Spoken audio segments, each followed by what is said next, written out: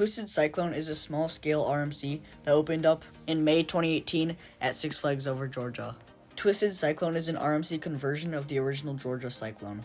This means that when the original wooden coaster got to the end of its life, RMC came in and overhauled the roller coaster with steel track, offering a much smoother and way more intense ride experience. While Twisted Cyclone only stands at a height of 100 feet tall and only reaches speeds of 50 miles per hour, it still offers an incredibly intense ride experience featuring many airtime hills and great inversions. And in this video, I'm going to be recreating the entire roller coaster out of KNEX. So the first thing I did was I built the brake run. The reason I didn't build the turn to the station yet is because I don't know how big the coaster will be, so I'll build the station later on in the project. After the brake run was done, I began working on the twisted airtime hill and the overbank turn. For those of you that don't know, I build my coasters backwards, so this is the end of the ride. The reason I do this is so I can build each element with enough speed to get over the one after it. That way I can make sure that I don't run out of speed at the end of the coaster. After the overbank turn was finished, I started working on the airtime hills. Now the airtime hills took a lot longer than I thought because I kept building them way too big, and I even had to end up redoing the first one. But after a little bit of trial and error, I think I got them looking pretty good.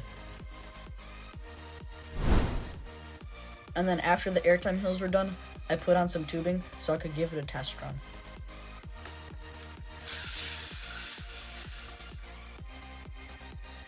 Now the next thing I have to build is going to be the 0G roll. But before we do that, I just got a bunch of new KNEX, and I found this entire box for only $5. So let's organize all the pieces.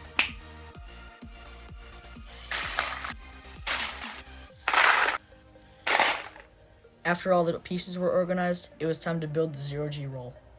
So I finished the 0G roll, and I think it looks pretty good. I think I did a pretty good job with the heartline, and I think it looks pretty similar to the real coaster. Now when building this element, I wanted to create that kind of diving inside the structure that you find on the real ride, and I think I did a pretty good job of that.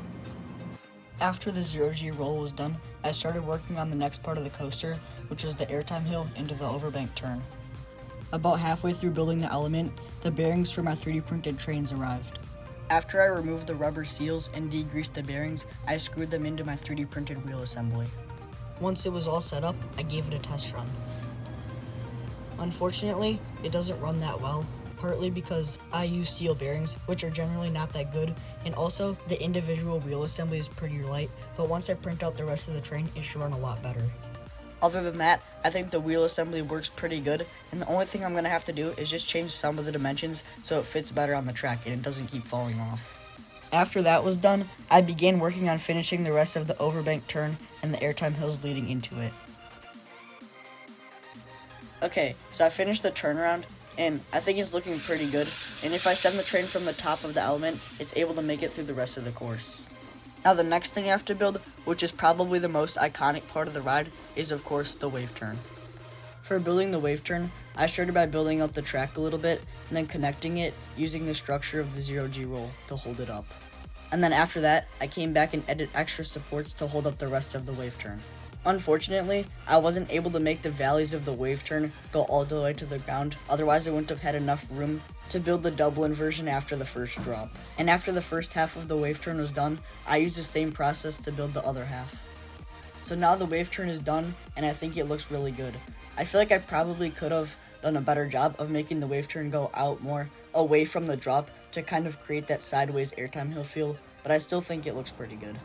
Alright, so I've been building for a while, and I was actually able to finish the first double inversion, which is kind of like a reverse cobra roll in a way. Overall, I think this element turned out really good, and I'm especially happy with the heartline of the inversions going in and out of the element. The other thing I was able to finish was the first drop. Now this is a lot harder than I was expecting because the pullout of the first drop had to go directly under the wave turn. To make the first drop possible, I actually had to remove a lot of the structure from the wave turn, and when the car goes through, you can see that there's barely any clearance above, which actually makes for a really cool head chopper.